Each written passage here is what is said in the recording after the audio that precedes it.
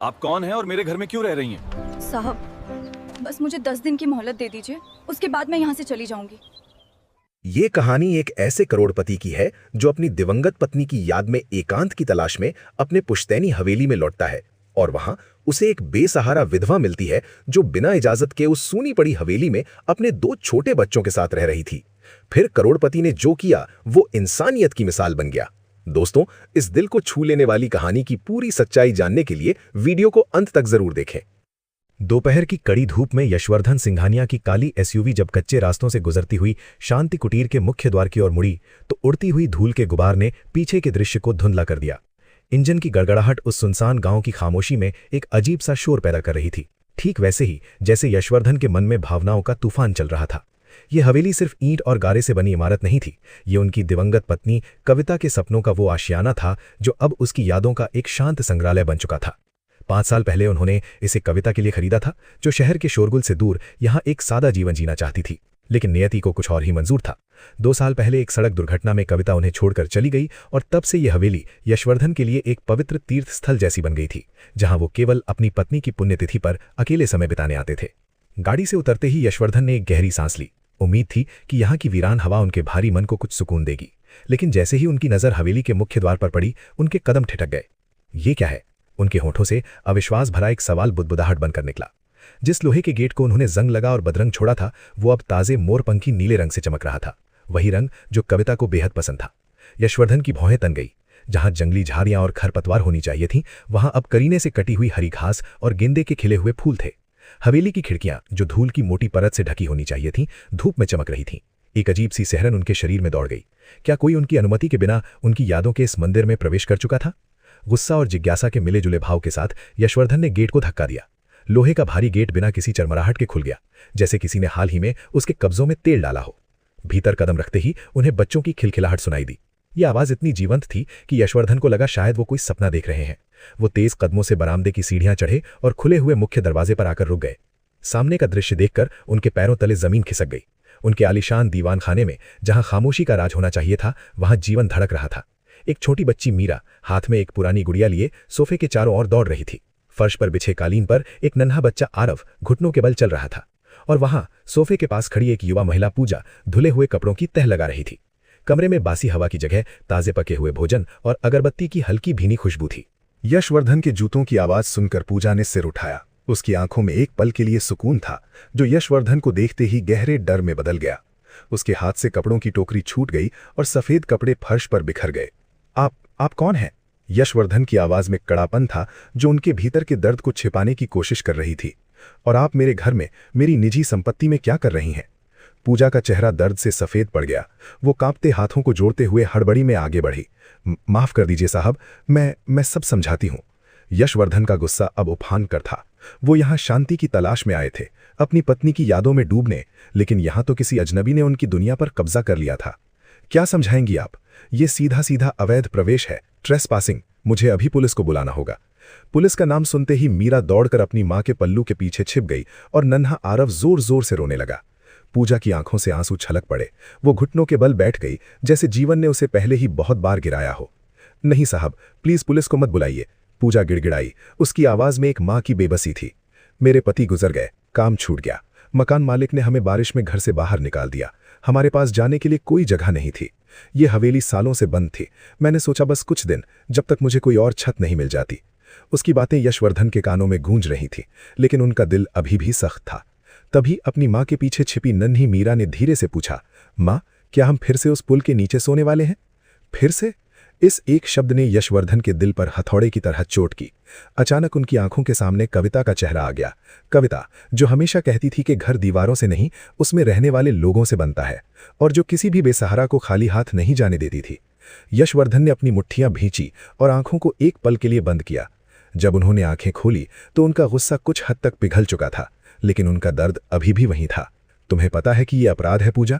यशवर्धन ने अपनी आवाज को संयत करते हुए कहा। जानती हूं साहब, लेकिन मेरे बच्चों की भूख और सर्दी ने मुझे अपराधी बना दिया।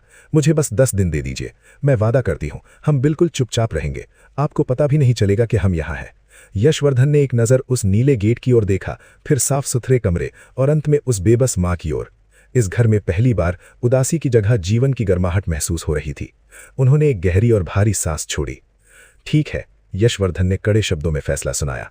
10 दिन, सिर्फ 10 दिन तुम यहां रह सकती हो, लेकिन मेरी एक शर्त है, तुम और तुम्हारे बच्चे मेरी नज़रों से दूर रहोगे। मैं यहां अपनी पत्नी की याद में आया हूं, मुझे कोई शोर नहीं चाहिए। तुम लोग पीछे के सर्वेंट क्वार्टर में रहोगे। पूजा ने राहत की सांस ली और अपने बच्चों को छाती से लगा लिया।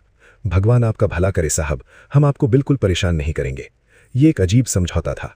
एक करोड़पति जो अपनी पत्नी की यादों में अकेला रहना चाहता था, और एक बेघर परिवार जिसे बस सिर छिपाने के लिए छत चाहिए थी। यशवर्धन को पता नहीं था कि यह निर्णय उनके जीवन को कैसे बदलने वाला था, लेकिन उस पल के लिए शांति कुटीर की दीवारों ने राहत की सांस ली। यशवर्धन सिंघानिया और पूजा के बीच ये अजीबोगरीब समझौते होने के ठीक बाद हवेली का दरवाजा जोरदार आवाज के साथ खुला। ये अप्रत्याशित शूर इतना तेज था कि यशवर्धन और पूजा दोनों चौंक उठे और उनके बीच का क्षण भर का सुकून टूट गया। दरवाजे पर शांति कुटीर का वर्षों पुराना स्वघोषित चौकीदार रघबीर खड़ा था, जिसका चेहरा क्रोध और विस्मय से लाल हो रहा था। उसके पीछे गांव का एक युवा लड़का भी संदेह भरी नजरों से अंदर झांक रहा था। साहब, रघबीर ने बैठक में कदम रखते ही चिल्लाकर कहा। उसकी आवाज में एक अजीब सा अपमान और अपने अधिकार के छिन जाने का मिश्रण था। उसने सालों से इस हवेली का मालिक होने का भ्रम पाले रखा था, और अब एक अनाधिकार प्रवेश करने वाली औरत को मालिक के सामने खड़ा देखकर उसका अहंकार भड़क उठा था। ये सब क्या है? ये औरत और इसके बच्चे? मैंने इसे बाहर रहने के लिए कहा था। मैंने इसे चेतावनी दी थी कि यह हवेली मालिक की है। इसने मेरी चाबियां चुराकर या ताला तोड़कर। पूजा, जिसने अपने बेटे आरव को अपनी छाती से कसकर पकड़ा हुआ था और मीरा को अपनी पुरानी साड़ी के पल्लू में छुपाया था, उसकी निगाहें भयभीत होकर यशवर्धन की ओर गईं। उसकी आंखें चुपचाप यशवर्धन से मदद की भीख मांग रही थी। रघबीर बिना रुके अपनी बात जोर जोर से कहता रहा। ये लोग चोर हैं साहब। मैंने सुना है ये विधवा है और शहर में बेघर थी। आप इसे यहीं से पुलिस के हवाले कीजिए, ये संपत्ति पर कब्जा कर लेंगे। रघबीर की जोरदार आवाज सुनकर यशवर्धन को अपने सिर में एक दबाव महसूस हुआ। ये वही तनाव था जिससे बचने के लिए वो शहर की भाग दौड़ छोड़कर यहाँ कविता की यादों में एकांत खोजने आए थे। उन्होंने खुद को शांत किया, अपनी पत्नी कविता का हमेशा हंसता हुआ चेहरा याद किया और अपनी आवाज को बर्फ की तरह ठंडा और नियंत्रित रखा। रघबीर, यशवर्धन ने शांत पर आधिकारिक स्वर में कहा। उन्होंने जानबूझकर हर शब्द को धीमा किया ताकि रघबीर को उनका अधिकार स्पष्ट रूप से समझ आ जाए। ये मेरा घर है और मैं यहाँ हूँ। मुझे पुलिस को बुलाने की जरूरत नहीं है। तुम ये समझ लो कि पूजा और उसके बच्चे 10 दिनों के लिए मेरे मेहमान हैं। मेहमान? साहब, कैसी बात कर रहे हैं आप?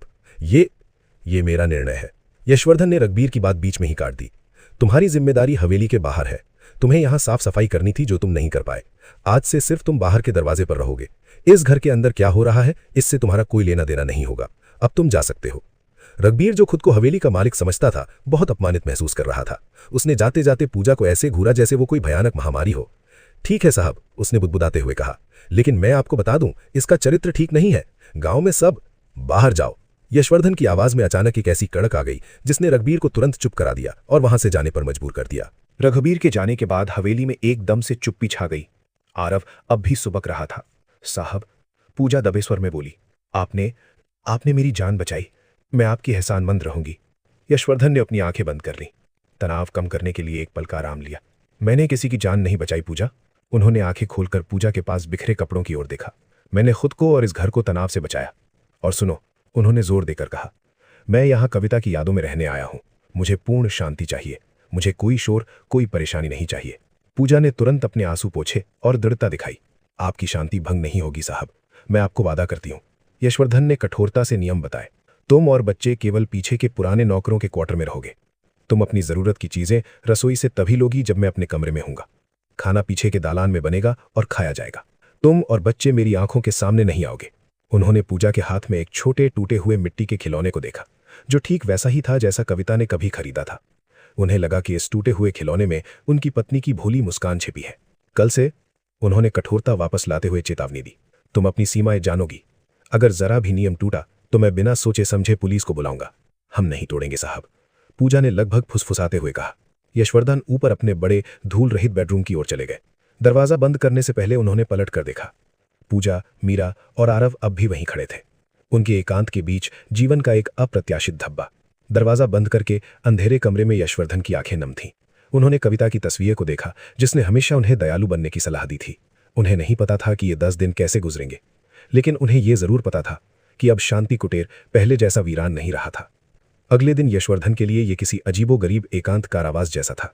हवेली में अदृश्य दीवारें खड़ी थीं। एक और वो ऊपर के आलीशान कमरे में अपनी दिवंगत पत्नी की यादों में और कारोबार की चिंताओं में डूबे हुए, और दूसरी ओर पूजा और उसके बच्चे, पीछे के क्वार्टर में एक साये की तरह रह रहे थे। सूरज ढलने लगा और हवेली में एक धीमी दबी हुई हलचल थी।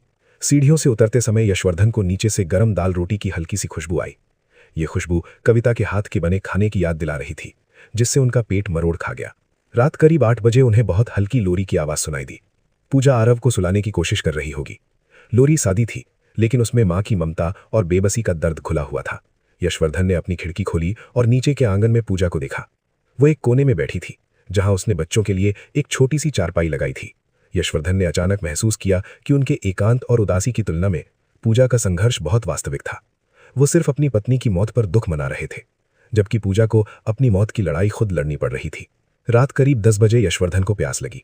वो धीरे से सीढ़ियां उतरे, इस डर से कि कहीं पूजा या बच्चे जाग न जाए।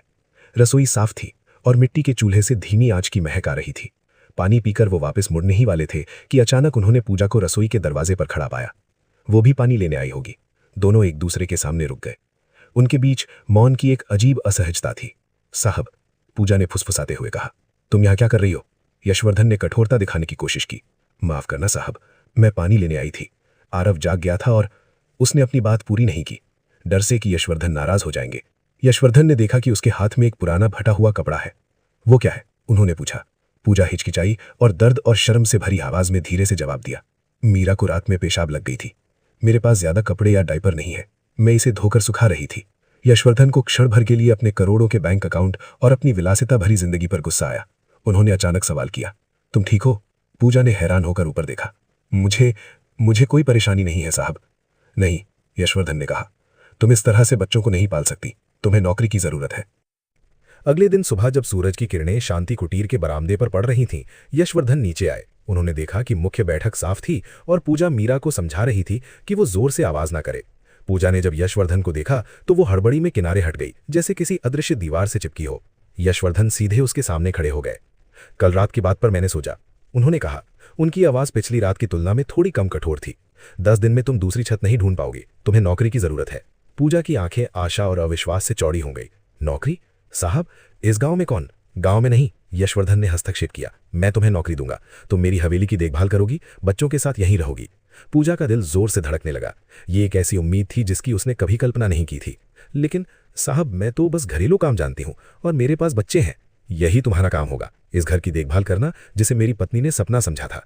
तुम यहाँ सफाई करती हो और मुझे ये पहली बार महसूस हुआ कि ये घर वाकई शांति कुटीर है। ये गेट किसने रंगा था? मैंने साहब, पूजा ने धीमे से कहा। नीला रंग बहुत पुराना लग रहा था और मैंने बाजार से रंग लाकर इसे पोत दिया। यशवर्धन ने सिर हिलाया। वो रंग जो कविता का पसंदीदा था, वो पूजा ने अपने काम के प्रति समर्पण से चुना था। देखो पूजा, उन्होंने अपनी बात को स्पष्ट करते हुए कहा, ये एक नौकरी है, भीख नहीं। मैं तुम्हें हर महीने 5,000 रुपए दूंगा।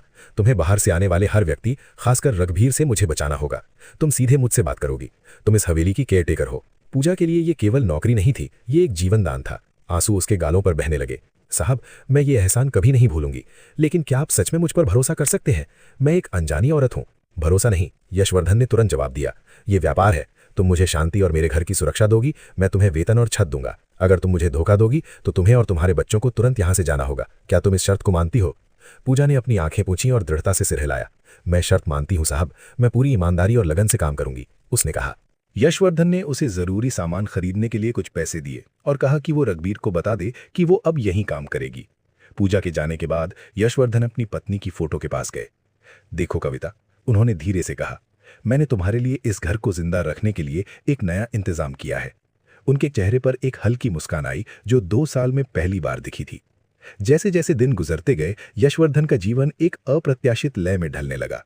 उन्हें अब सुबह ताजे फूलों की खुशबू और पूजा के हाथों से बनी इडली की महक आती थी।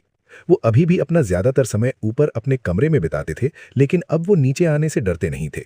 उन्हें पता था कि वो शोर जो पहले हवेली में घुसपैठ जैसा लगता था, अब मीरा की खिलखिलाहट के रूप में था और आरव के घुटनों के बल चलने की धीमी प्यारी आवाज के रूप में था। एक शाम यशवर्धन अपने कमरे में काम कर रहे थे जब उन्हें अचानक छाती में तेज दर्द हुआ। ये दर्द ऐसा था जो उन्हें कविता के जाने के बाद से होता था, तनाव और अकेलेपन का दर्द। वो उठने की कोशिश कर रहे थे, लेकिन उनका शरीर साथ नहीं दे रहा था। उनका ब्रीदिंग पंप जो हमेशा उनके पास होता था, टेबल पर दूर रखा था। उनकी आवाज भी नहीं निकल रही थी। ठीक उसी पल पूजा ऊपर आई। उसने दरवाजा खटखटाया, लेकिन कोई जवाब न मिलने पर उसने दरवाजा खोलकर झांका। उसे यशवर्धन का चेहरा पसीना और दर्द से भीगा हुआ दिखा। वो बिना एक पल सोचे कमरे में भागी। साहब क्या हुआ? पूजा चिल्लाई। यशवर्धन ने मुश्किल से अपने हाथ को पंप की ओर इशारा किया। पूजा ने तुरंत स्थिति को समझा। वो भागकर पंप लाई और यशवर्धन के मुंह के पास रखा। उसने उन्हें सहारा देकर बिस्तर पर लिटाया और उन्हें शांत होने के लिए धीरे धीरे ओम का जाप करने को कहा। जब कुछ देर बाद यशवर्धन की सांसें सामान्य हुईं तो उन्होंने आंखें खोलीं और सामने पूजा को देखा। वो डर और चिंता से भरी हुई थी। आपको क्या हुआ था साहब? पूजा ने दबे स्वर में पूछा। यशवर्धन ने बहुत धीरे से जवाब दिया। मुझे एरिथमिया है। मेरे दिल की धड़कन अनियमित हो जाती है तनाव में, कविता की मौत के बाद से। इसीलिए मैं ज्यादा अकेला नहीं रह सकता। डॉक्टर ने कहा था कि मुझे शांति और किसी के साथ की जरूरत है। पूजा के चेहरे पर अब केवल करुणा थी।